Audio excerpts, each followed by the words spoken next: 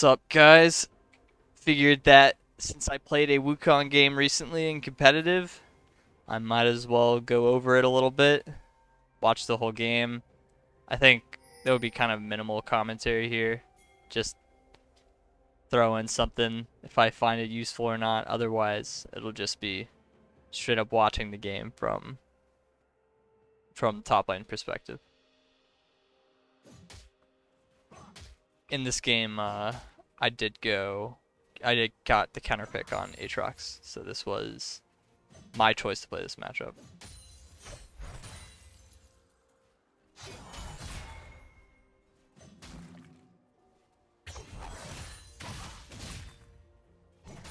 Right here, and when I play any Wukong matchup, pretty much every top laner will always take bone plating versus Wukong. And the reason I didn't E on Aatrox earlier, like just actually E on him and start auto attacking him, is because he had bone plating and it's super effective against Wukongs that just E and monkey at him level 1.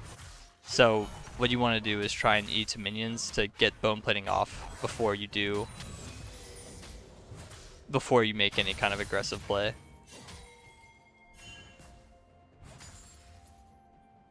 And my runes this game are also Conquer,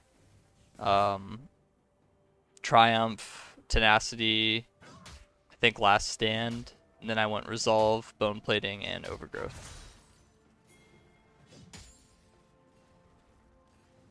When you play against matchups that you think you're going to be all-inning a lot, it's good for you to take Bone Plating as well. Because then, unless you get poked like I did there, you can pretty consistently at least trade bone plating procs. That'll be beneficial for both of you, and so it'll even out.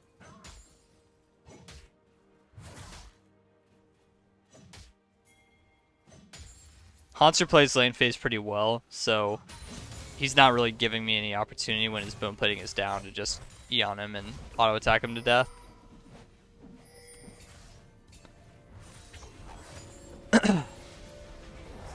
Here I got the wave crashed in. It was about a wave and a half, and I messed up my buy here because I left a little early. But I buy my coal here, and I can get back in lane in time for the creeps to crash.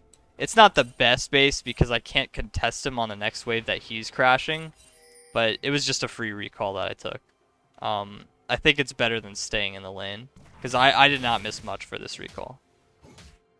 Although I do think this benefits him in the end because he has more creeps on his next recall. And he's basing with the cannon wave. If you can, you always want to base on the cannon wave if you're going to take that kind of recall once the wave crashes. It gives you much more time to get back to the wave before other creeps die.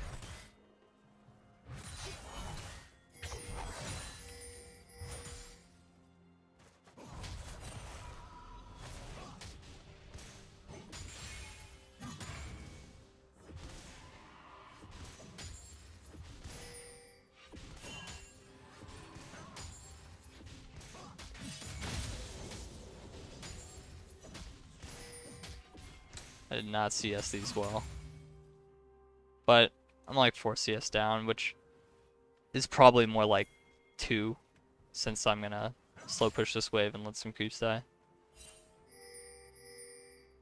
I'm a little behind. Not by much.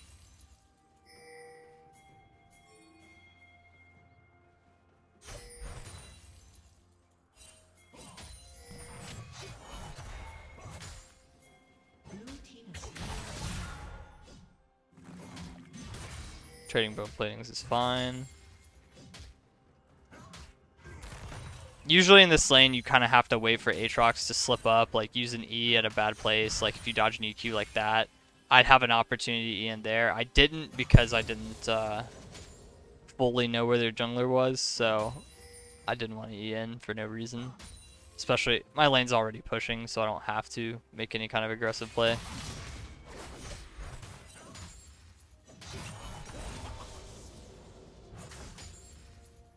And that trade's not even that good for me, so I shouldn't look for that kind of trade.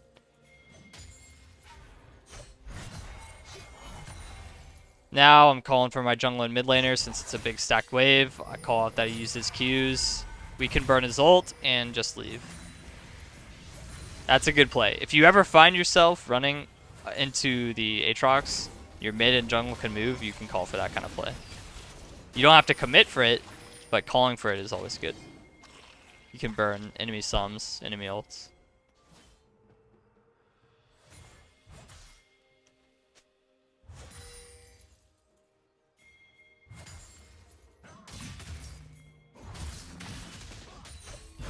See how effective bone plating is versus Wukong? I barely did any damage to him at all. And so, now we get the fight going.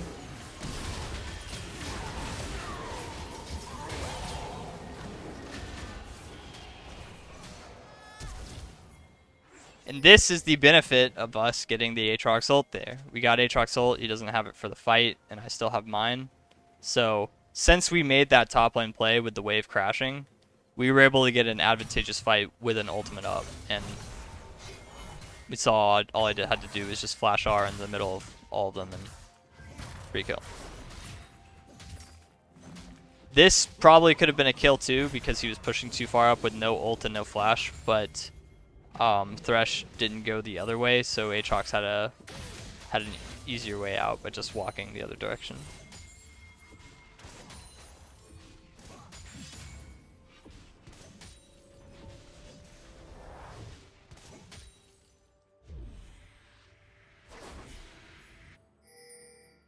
He burns TP. I didn't think he would, but he did, so I'm gonna have to match mine.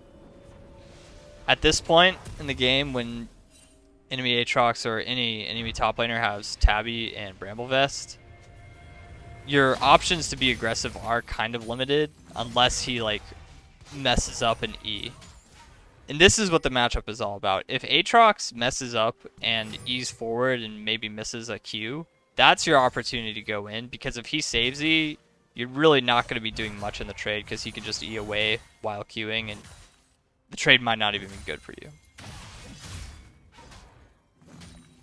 And with this such much armor, it's hard to punish him fully.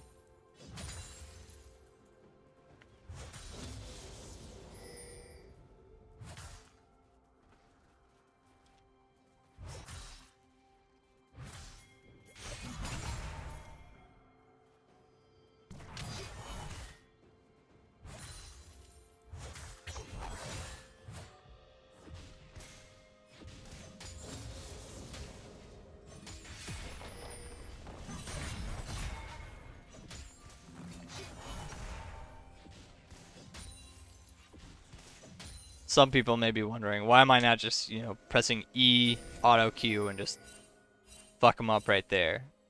I think the biggest reason for me is that he's got bone plating right, and so even if I do that, I'll be doing significantly less damage. I'm always trying to get rid of that bone plating before I do anything aggressive.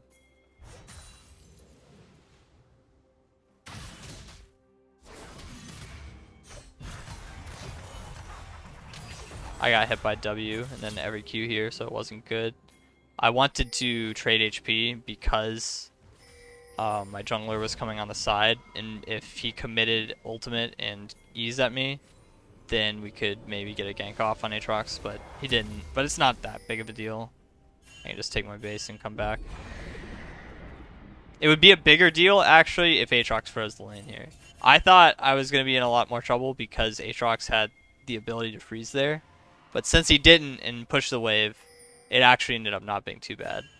But that was a really bad lane mistake, is trading that much HP for something that more than likely wasn't even a possibility of a gank.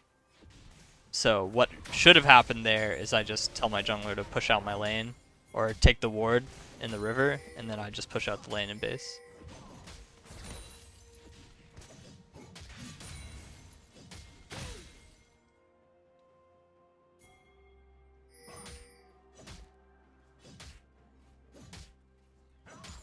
I'm going to keep this game on my perspective, but in the description below, I will put, and in the comments, I will put the entire series. Game 1 and 2 I played Scion. Game 3 played Wukong. But I'll put all 3 links for every single game in the series.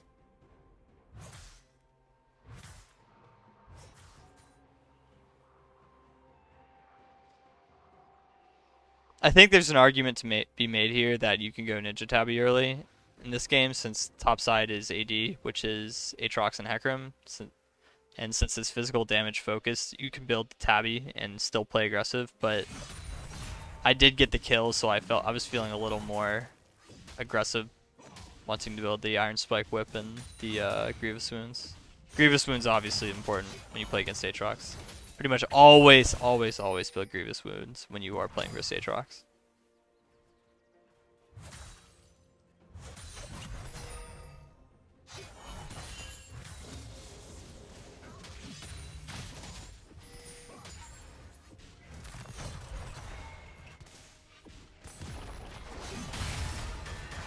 So since my jungler was close, you don't have to use E to engage. You can use W to engage by Wing forward and QRing right there. We did have to commit both our flashes, but at the end of the day, it's worth it, especially if you know that their TP is down. Because if their TP was up here, then I wouldn't be able to get as much as I normally would have, but since the TP is down, that means there's pretty much no chance of a play. Even if their jungler was here, I could play up on the wave and maybe even clear it in front of his face. Because if he had TP here, he could TP on the wave and then push it and get plates of his own. But since he doesn't, it's pretty much an easy 3 plates and a shove. So if you kill your top laner, always understand if he has TP or not, because that kind of dictates whether you can take plates or if you need to take your base earlier. And because of that massive lead, I got to base with 2200 gold, which is my Stride Breaker, which is a very big spike in this game.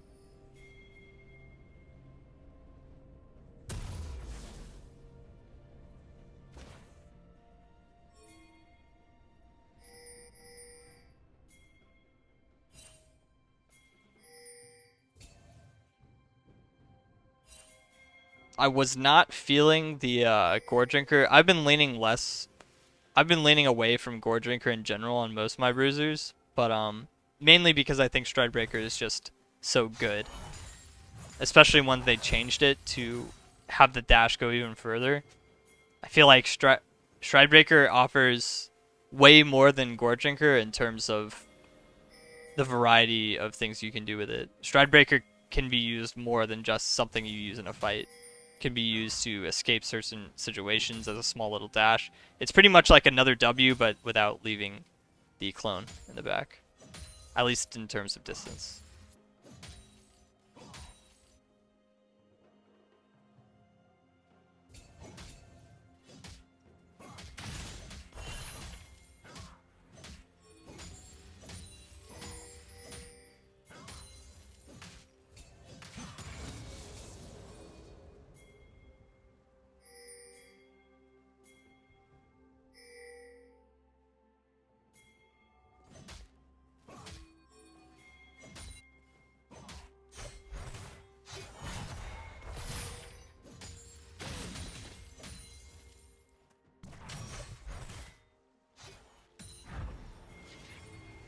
Looking for the TP here.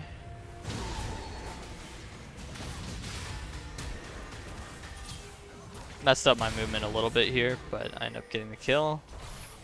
And with a timely lantern from my Thresh, I was able to get out. I decided to go for Triss there instead of the rest because she had already blown her W. So the one last thing she could blow is her flash. But I still have Stride Breaker and lots of ways to get to her.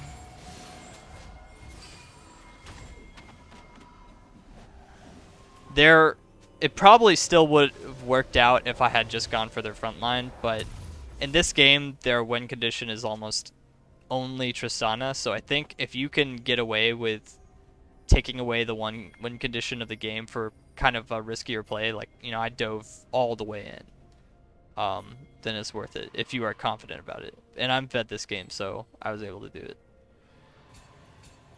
But if you weren't fed, it might be better to just ult multiple frontline.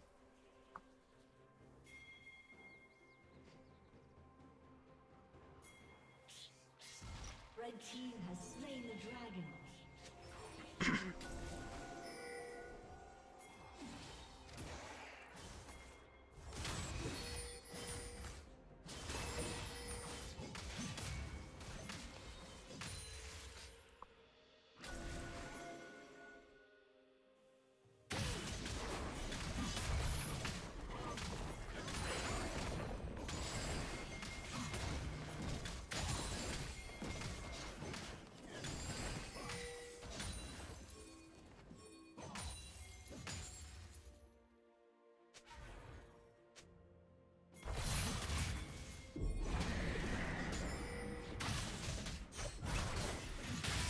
So since they're making their Herald play mid, and I'm so fed this game, I just, he can't be there. He can't be in front of my face. I'm way too strong for him to just walk in front of me and get away with it.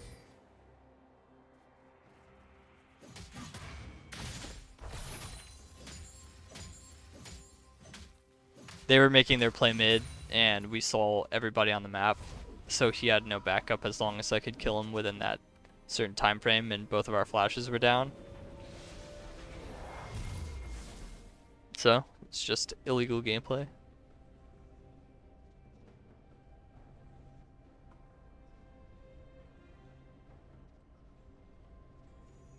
Blue team's turret has been destroyed. I think I was, I'm waiting here for Phage.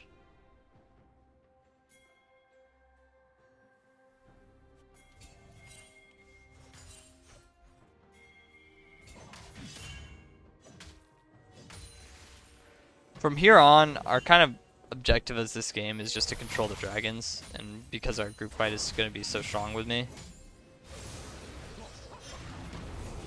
Not much going on here, he's too far away from me. I could probably burn my flash for flash here, but in a situation where you're the fed one of your team and they're relying on you to win team fights, you cannot burn your flash for nothing.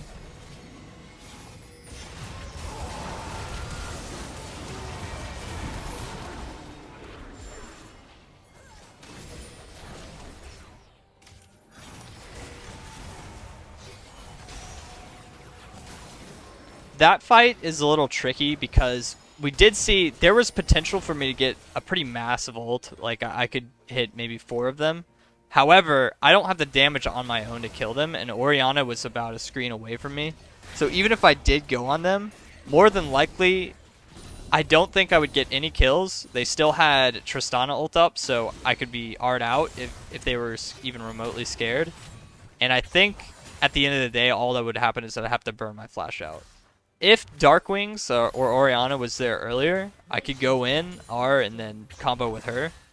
But because he was kind of taking the safe way around and it took too long for him to get to the fight at all, I end up just backing out entirely because at this point, giving my shutdown away is not worth a fight that already started poorly.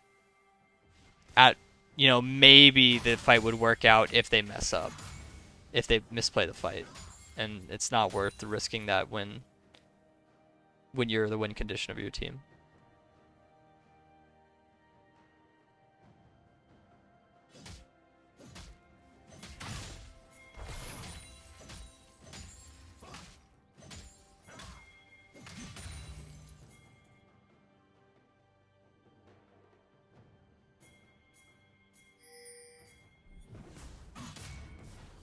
Blue team's turret has been destroyed.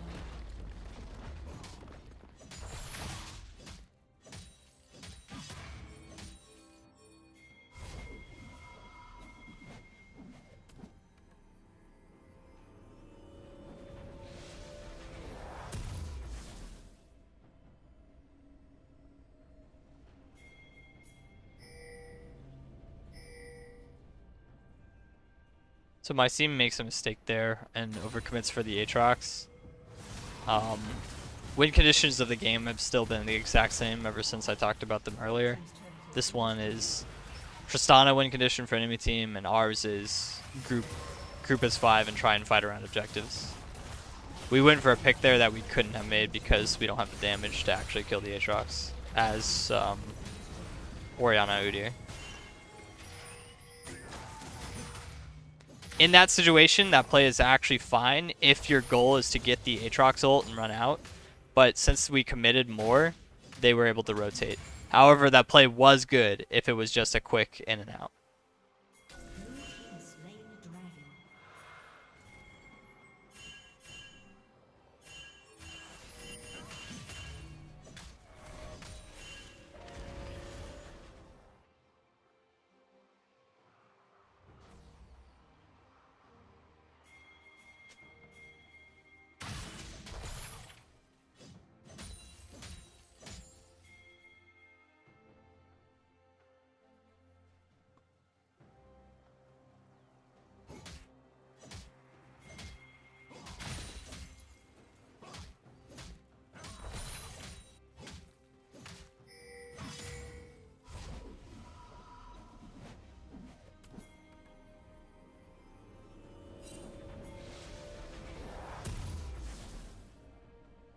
So pretty even game. The game kind of gets harder as it goes on for us because Tristana plays pretty well into our comp, and it's hard for Udyr and I to get onto her if she's playing well. So losing these two dragons and not getting the early soul is pretty bad for our composition.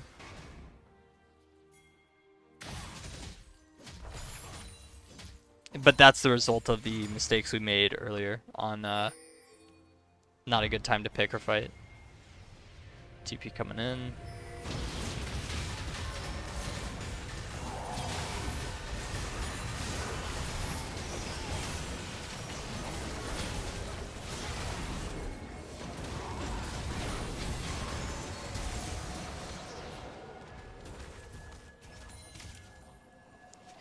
So I decided to go on the Nautilus in that fight rather than run at Tristana or anyone else because it would buy time for the rest of my team to hit the Aatrox or whoever's in front of them.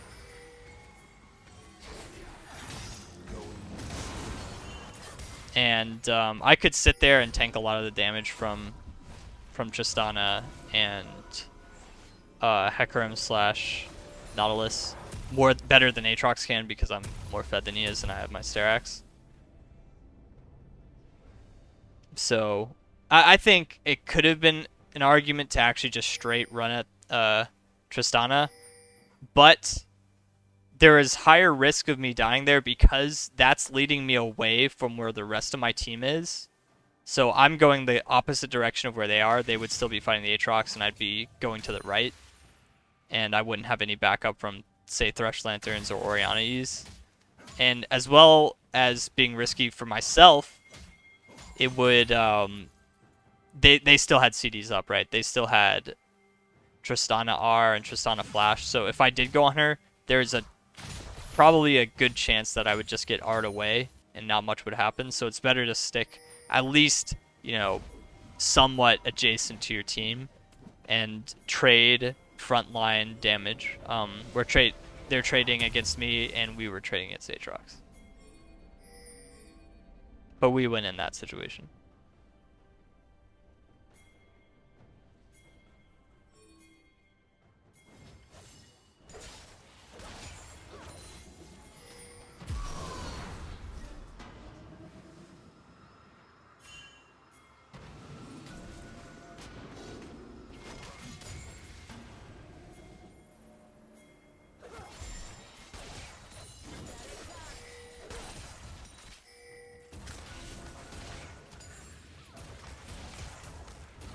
Rumble on the enemy team finds a good TP, takes out our Udyr, gives them a chance to start the Baron.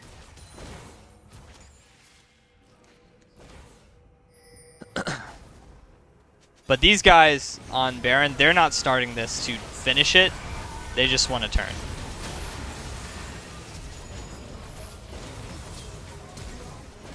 Orianna with a good shockwave.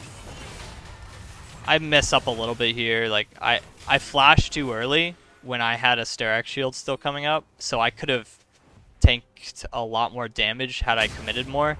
but I'm a little spooked there, and I stayed a little too long and was potentially going to die, but Hunter missed his Q flash. So at the end of the day, I was able to take his flash for free, and they still didn't kill me. But it was risky for me to walk up and stay next to them after the play was done. If I did this again, all that I would change was after the Orianna Shockwave, I would stick around a little bit longer with my R, because I have Sterak's Shield coming up instead of flashing out early. Red team has slain the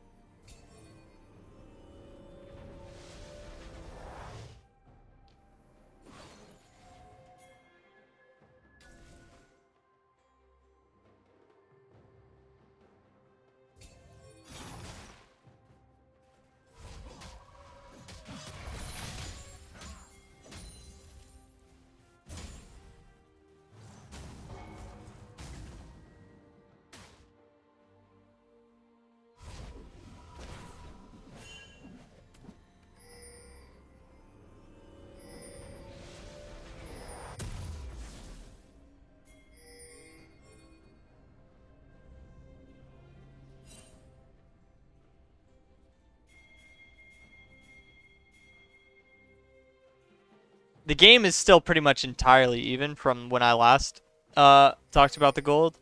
So it was a pretty competitive game at this point, and both of us had our win conditions and pretty much one champ, Tristana versus Wukong. And the goal of this stays the same. They want to pick us when we're out of position or committing too much, and we want to BS5 and just fight with our ults.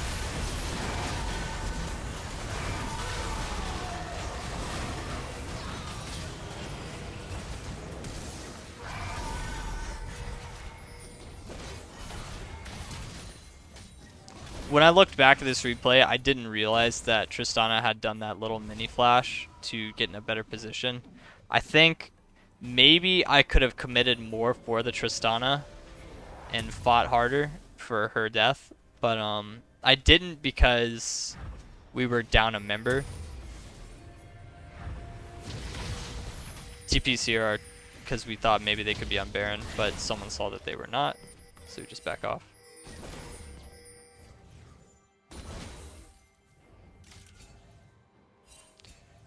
In these fights, I think there's plenty of arguments to be made to go for the Tristana instead of going for frontline like I have been doing this game.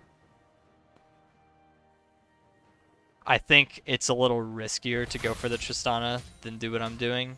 And in this kind of game, I'm a little less inclined to go for risks since it's coordinated play.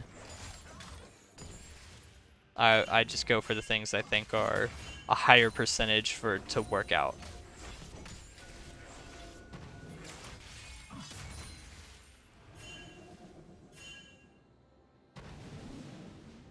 Especially without getting myself killed and giving over a big shutdown.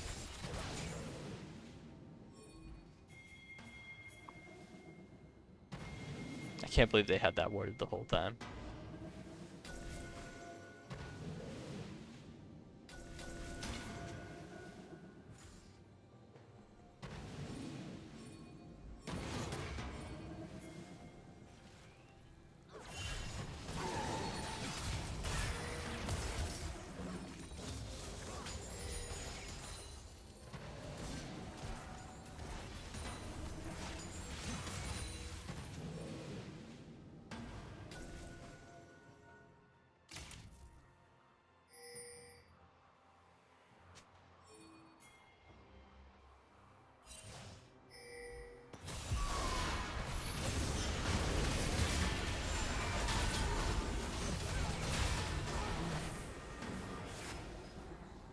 So Soul Fight was coming up, and we were moving to start set around Vision around the dragon because it would be our soul. But we saw that Aatrox was out of position with no flash, so we do what our comp does. Pop the Silver sprint at them with Udyr, and look to just catch out whoever we can see on our screen, really. It didn't matter who it was, it just happened to be Hansu.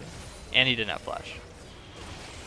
So here, as Wukong's job, if you have a tank already, you can kind of sit in the outskirts and just zone off if you are strong enough to.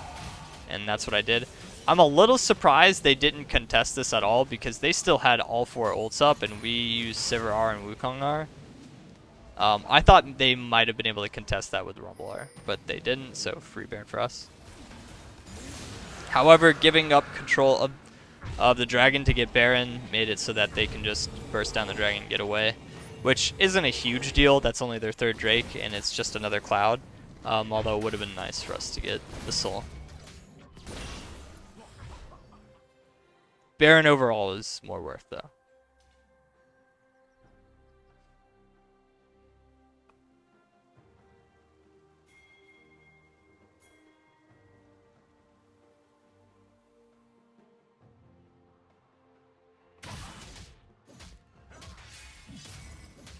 I think in this game too, I could be playing my side lane much better. My side lane is stronger than Aatrox right now, especially with my armor shred that I have at this point in the game.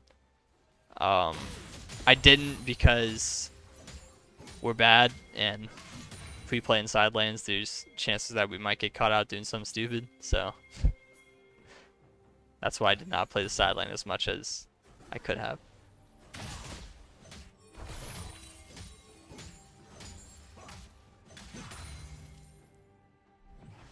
It's easier when you have Baron to make these kind of plays where you're just moving around inside. But when you don't have Baron, it gets a lot riskier because it opens up opportunities for enemies to hard engage, especially if you don't have flashes. We have to kind of give up our Baron siege a little early because Sivir got chunked out.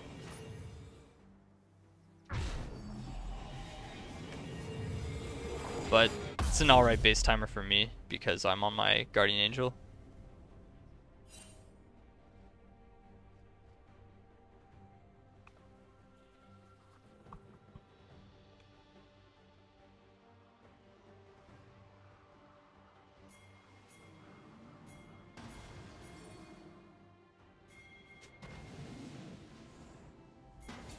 Game is still relatively even. 1k gold at the 35-minute mark does not mean anything. So this will come down to who team fights better, the Tristana or our 5-man press R and run at them comp.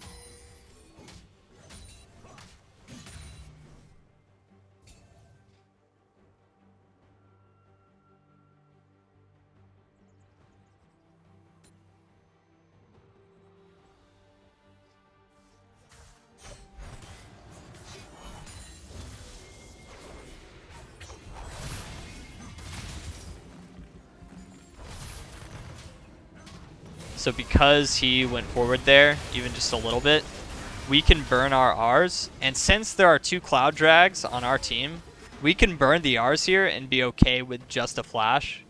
Like we burned 2, right? Sivir R and Wukong R. Very big ultimates for team fights, but because there's Cloud Dragon, we only have to wait, what, 50 seconds to a minute for them to be back up. And that's very worth the flash timer, which is 5-minute cooldown. So if you can make that kind of play and get out without repercussion, always go for something where you can trade your ultimate for a flash.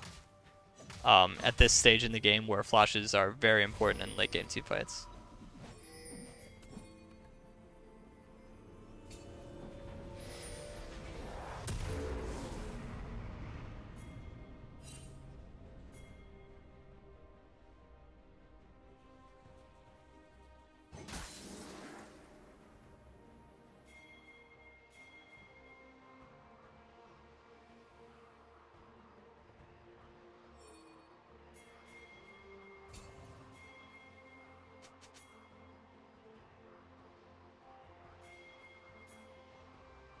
My last item this game would probably just be Kimpunk Chainsword, which is the upgrade to Executioners. It's not worth me getting rid of my Grievous Wounds, especially since I am the only one on the team with Grievous Wounds. Although I might not necessarily be hitting the Aatrox, it's always good to have some sort of Grievous Wounds at this point in the game if AD carries have Legend Bloodline or any kind of lifesteal.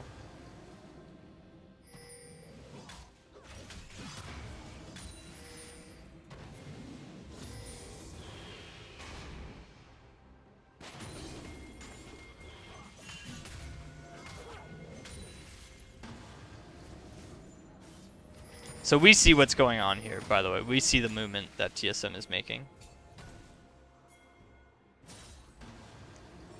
And I think this is a really big mistake on their positioning.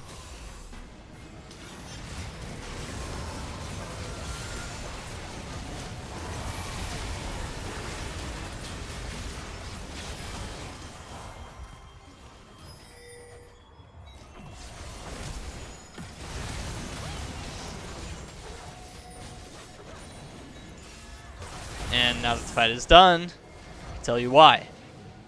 I think TSM's comp this game doesn't do well in the pure 5v5 or even when they have flanks, because their flankers really can't kill our Orianna or our Sivir. Aatrox does not do much to Sivir. I think Sivir does really well versus Aatrox actually, along with Thresh being able to help them reposition if they do get caught in a bad position.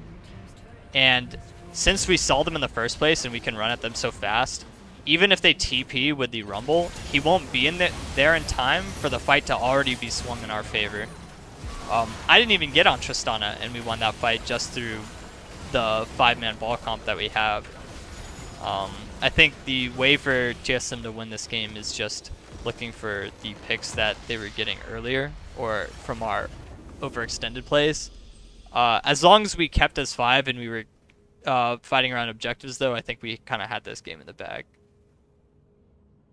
But yeah, that was the game. And if you want to see the game with casters and a full game perspective, then I will put the link in description and comments below. This is game 3, and you can watch games 1 and 2 if you want to see me play Scion. So thanks for watching, and I will see you guys later.